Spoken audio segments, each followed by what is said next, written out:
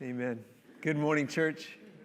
I have to spend just a few more minutes every week now that we're all back, or a lot of us are back in person, and just spend just a few more seconds looking and appreciating all of you and enjoying seeing your faces and longing for the day when this room is full once again. So let me tell you, because it's been a couple weeks since I've told you that I love you and I appreciate you. I missed you very much last week. I'm so thankful to Marcus Stinson for filling in for me on Sunday, Matt Mead filling in for me on Wednesday night as I was preaching for a little congregation in Missouri. I'm so thankful, so incredibly thankful for the talented and godly co-workers that I have here in this congregation. We are so incredibly blessed. So thank you so very much for being with us this morning as we continue this series about chasing the wind, looking at life and becoming disillusioned with the illusions, becoming disillusioned with the things that we should be disillusioned about. I want to tell you a story. Some of you know that a couple of years ago, I went to the Scottish Highlands. That's always been something I wanted to do. And so I took a solo trip to the Scottish Highlands just to do some exploring and look around. And I did some research before I went. And in Scotland, they have these laws that are known as freedom to roam laws. I just like the sound of that. Anyway, freedom to roam laws, which essentially means that with very few exceptions, you can go anywhere you want to. And you can explore whatever you want to. And I thought, I'm going to do that. I'm going to make the very best of this, the very most of this. I'm only going to be there a few days. And so if I see a trail that I want to go down, I'm just going to go down it. If I see something I want to explore, I'm just going to explore it. If I see a mountain I want to climb, I'm going to climb it within reason. And so I'm just going to go wherever I want to go and do whatever I wanted to do. And there was a place in Scotland called the Isle of Skye.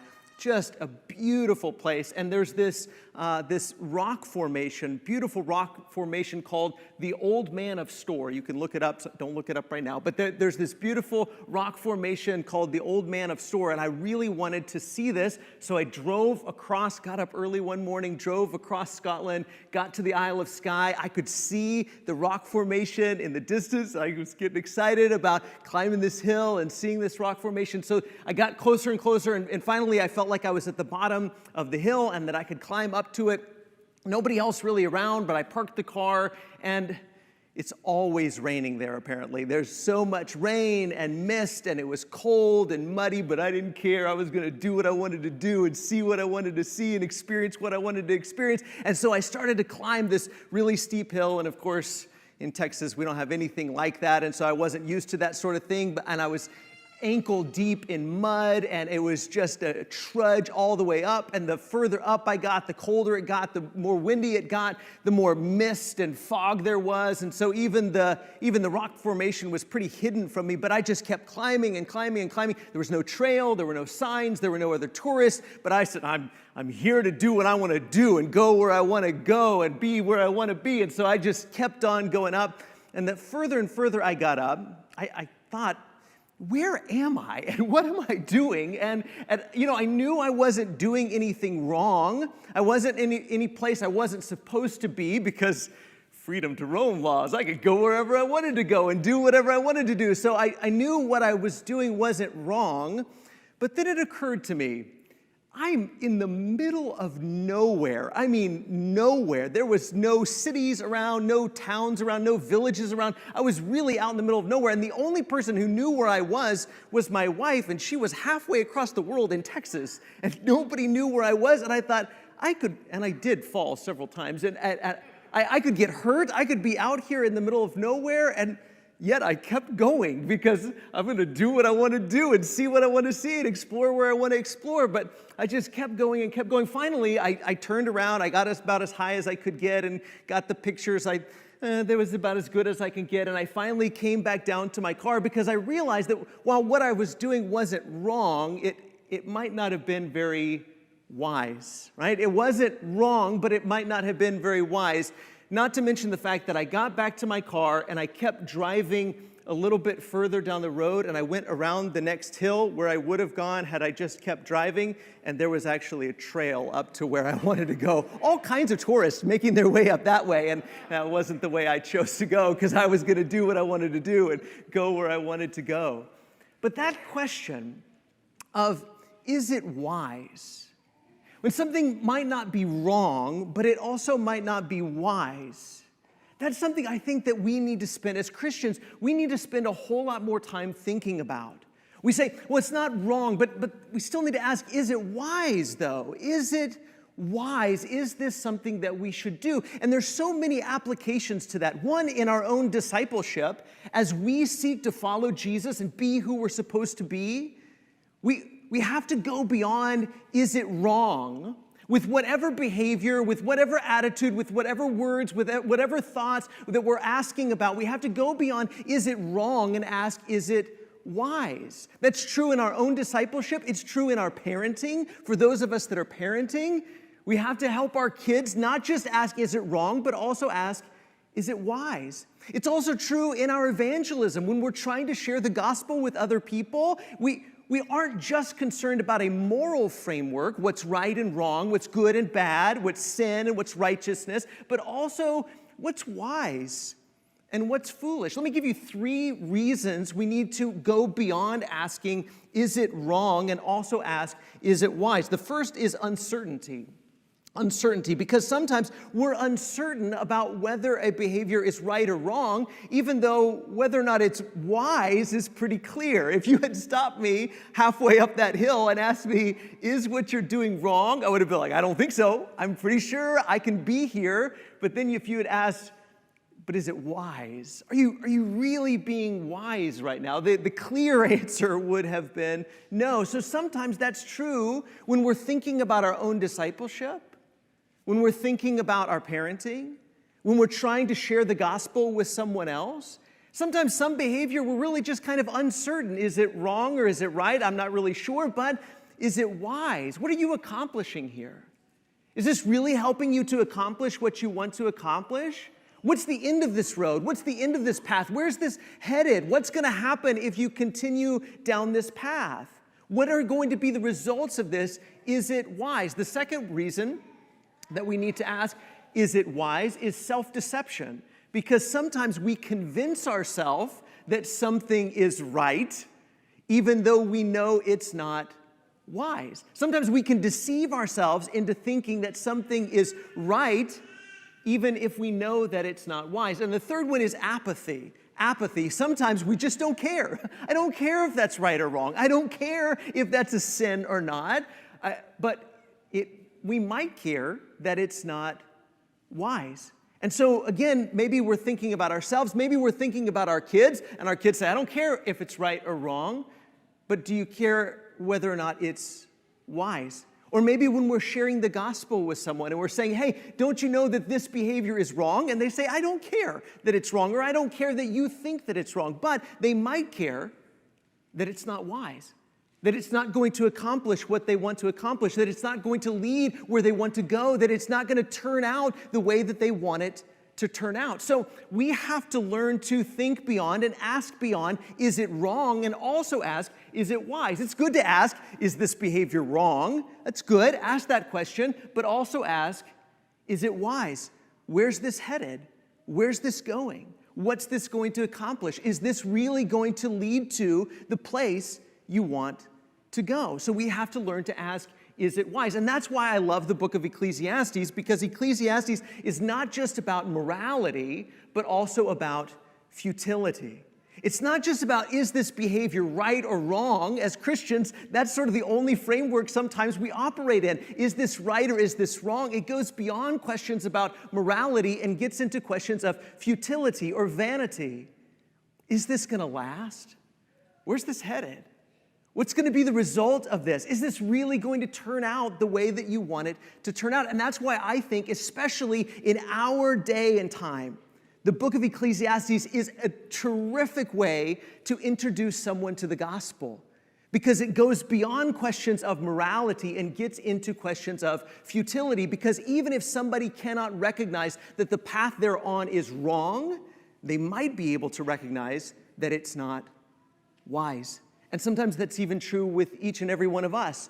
We can't recognize that the path we're on is wrong, but we might be able to recognize that it's not wise and that Jesus introduces us to a better path to be on. So look at Ecclesiastes chapter 2 and verse 1.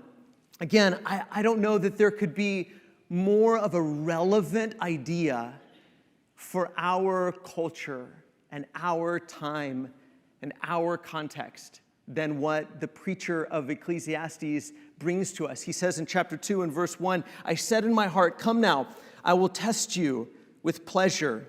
Enjoy yourself. But behold, this also was vanity. I said of laughter, it's mad, and of pleasure, what use is it? That word vanity, Marcus talked about it last week. I talked about it 2 weeks ago. The word there, the Hebrew word is Hevel. It's meaningless, it's vanity, it's smoke, it's vapor. It's not only temporary, but it's also to some extent an illusion. And this is what he's going to talk about, is this pleasure and enjoyment that we're pursuing, and we're chasing this enjoyment and pleasure, and it's not only temporary and vanishes so quickly, but it's also an illusion. But we all have the tendency to chase it, don't we? And to say, I'm going to do what I want to do. I'm going to feel what I want to feel. I'm going to experience what I want to experience. I'm going to explore what I want to explore.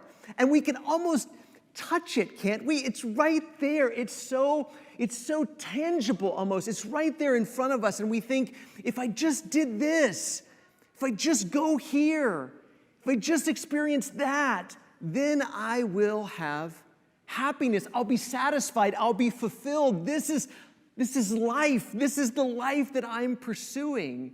And we see other people seem to have it and seem to be experiencing it. We scroll through Instagram and we see their houses and we see their cars and we see their life and we think, it's right there. Why can't I have that?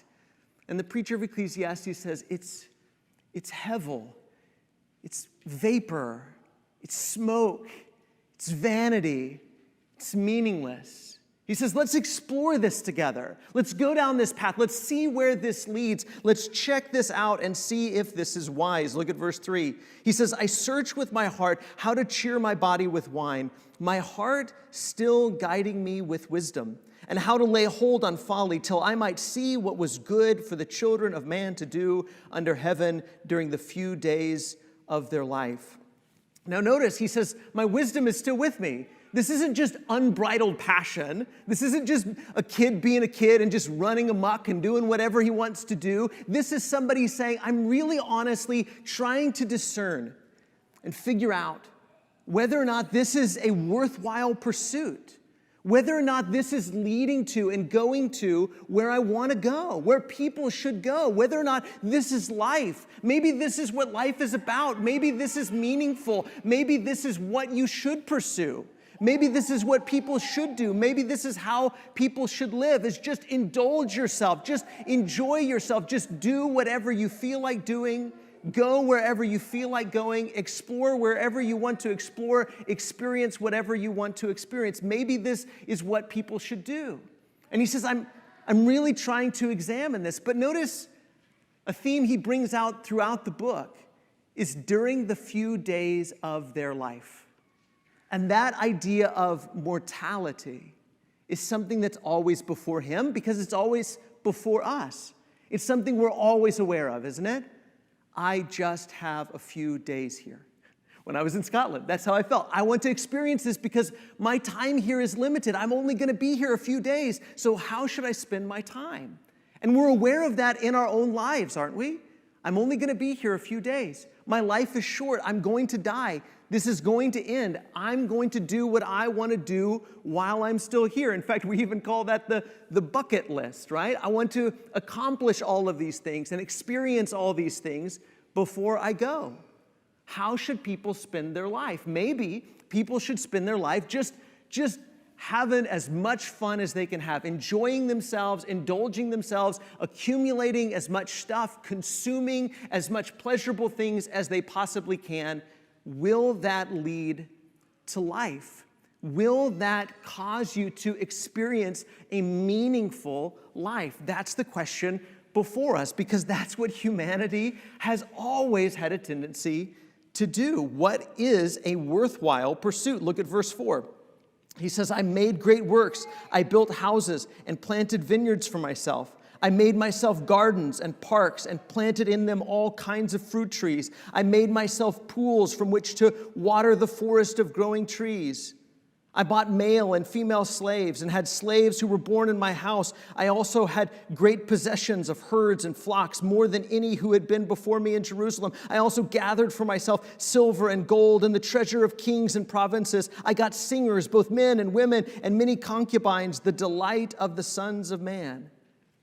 Notice as you go through there, all of the verbs, all of the things he says, I did this. What did he do? He says, I made, I built, I bought, I gathered, I got. Right? I made, I built, I bought, I gathered, I got. I did it all. I accumulated. Again, there's nothing more relevant for our context, is there? There's no wisdom that is more needed in our context in the 21st century in the Western world than this. The preacher says, I tried it.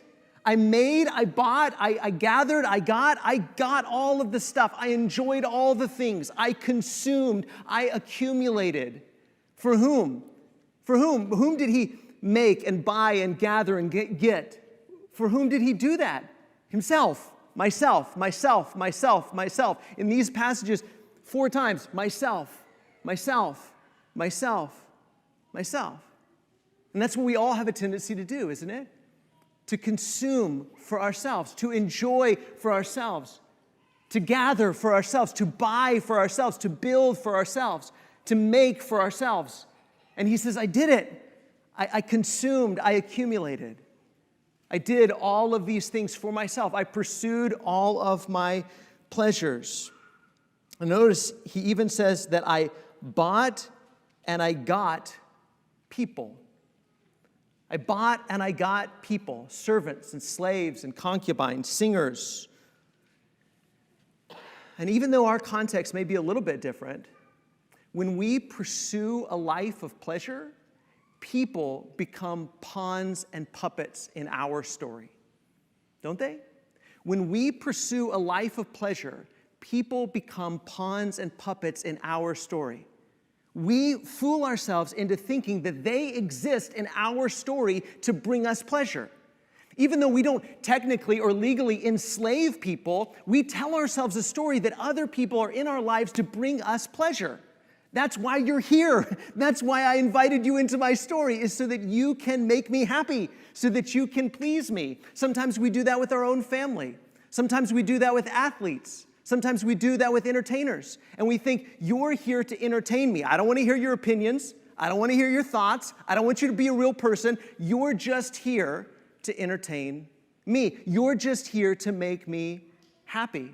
When we pursue a life of pleasure, people become pawns and puppets in our story. But the truth is nobody exists for your pleasure, right? Nobody exists for your pleasure. Nobody exists just to make you happy. They are real people too. But the preacher is exploring all of this because we do all of this. This is what human beings do. We accumulate, we consume, we chase after a life of pleasure, even to the point of accumulating other people in our lives saying, make me happy. Do something that makes it be funny for me, sing for me, please me, make me happy. And he's asking the question, where does this path lead? Where is this headed? This life of accumulation, this life of consumption, this life of pursuing pleasure, this life of accumulating other things and other people to make you happy, will it lead to the kind of life you want to have? Look at verse 9. He says, so I became great and surpassed all who were before me in Jerusalem. Also my wisdom remained with me. And whatever my eyes desired, I did not keep from them. I kept my heart from no pleasure, for my heart found pleasure in all my toil, and this was my reward for all my toil. He says, I work hard, right? What did he do? He said, I made, I built, I bought, I gathered, I got. I did all of this. I built, I made, I gathered, I got all of this stuff. I worked incredibly hard, and I had a reward. He had a reward, and his reward was his eyes got all that they wanted to see, his heart got all the pleasure it wanted to have, and he became great. So he had greatness and pleasure and enjoyment. This was his reward. And human beings have this tendency to justify all kinds of behavior by saying, this is my reward. This is my reward. I deserve this. I deserve to be happy. I've worked hard. I've sacrificed a lot, and I deserve to be happy. In fact, there's a heartbreaking story of something that happened fairly recently. A well-known Christian apologist was found out that he had inappropriate relationships with many, many different women over the years. And one of the things was that he told himself and told them that those relationships were his reward for his service to God. And we have a tendency to do that too, don't we?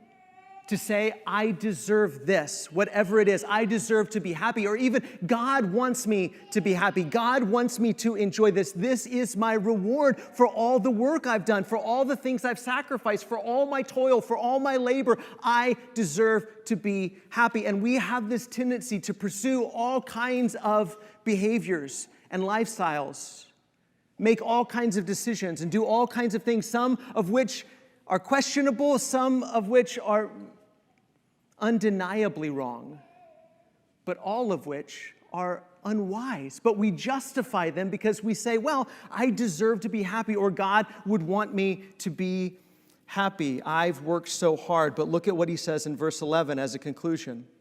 Then I considered all that my hands had done and all the toil I had expended in doing it, and behold, all was vanity and a striving after wind, and there was nothing to be gained under the sun.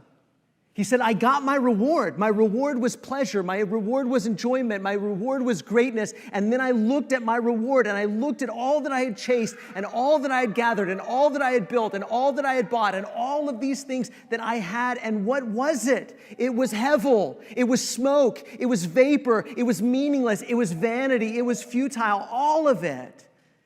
It disappeared, and it was an illusion.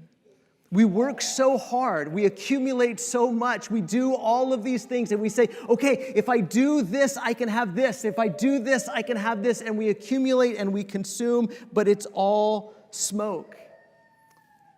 And it never really satisfies us, does it?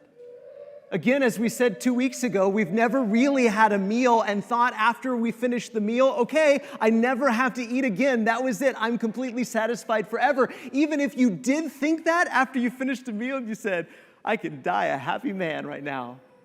About an hour or two later, you said, I want something else. We're always hungry again. No matter how pleasurable it is, no matter how enjoyable it is, no matter how satisfying it is for a moment, it only lasts a moment.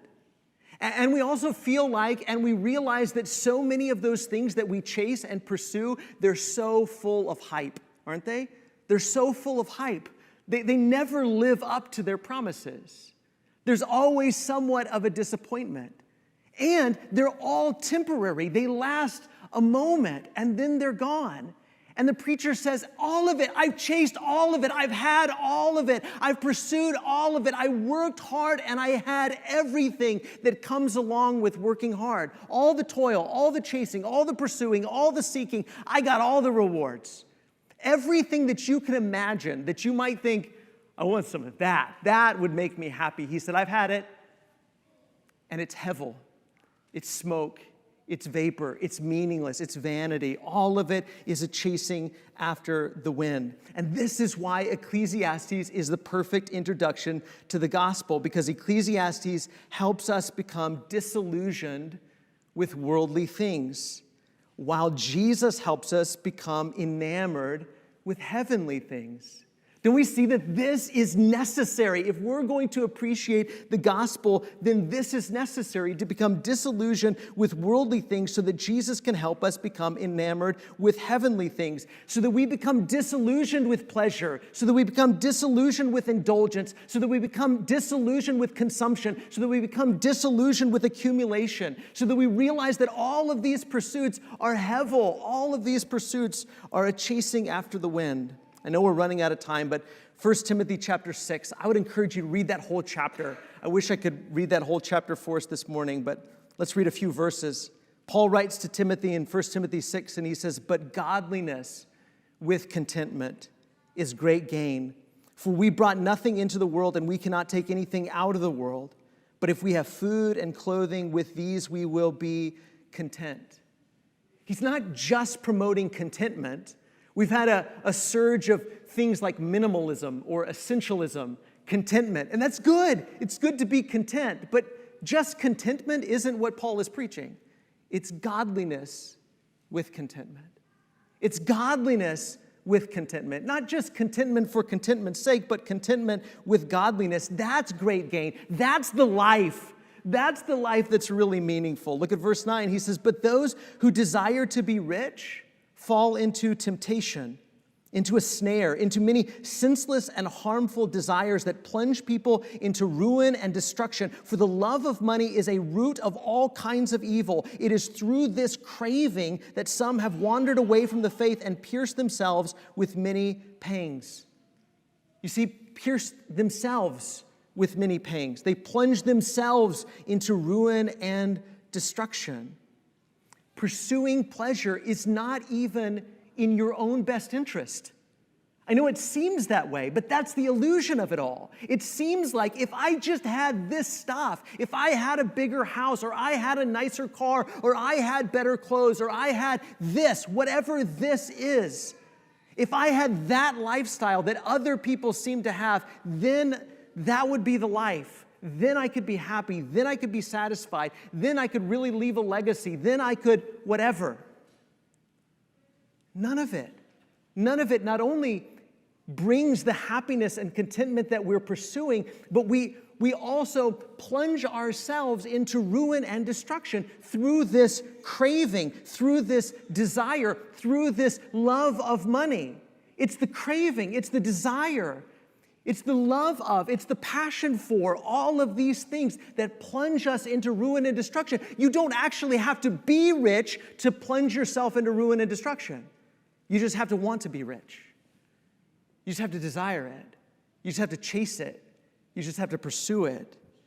But then he contrasts that, verse 11. He says, "But as for you, O man of God, flee these things. Flee these things. Pursue righteousness, godliness, faith, love, steadfastness, gentleness." This is the way we take hold of that which is truly life. Paul wants Timothy to understand, and wants Timothy's audience to understand, that this life of pursuing pleasure and accumulation and consumption, this is not life. Not only is this not life, and it's Hevel, and it's vapor, and it's a mist, and it's an illusion, but you're going to plunge yourself into ruin and destruction by going down this path. The path that leads to life is the way of the cross. The way of the cross is the way of the wise. The way of the cross is the way of the wise. The way of the cross recognizes the brevity of life. The way of the cross recognizes the inevitability of death. The way of the cross recognizes the Hevel of worldly pursuits. The way of the cross is generous and selfless and sacrificial. The way of the cross is filled with hope. The way of the cross is the way to life. The way of the cross is the way we live forever.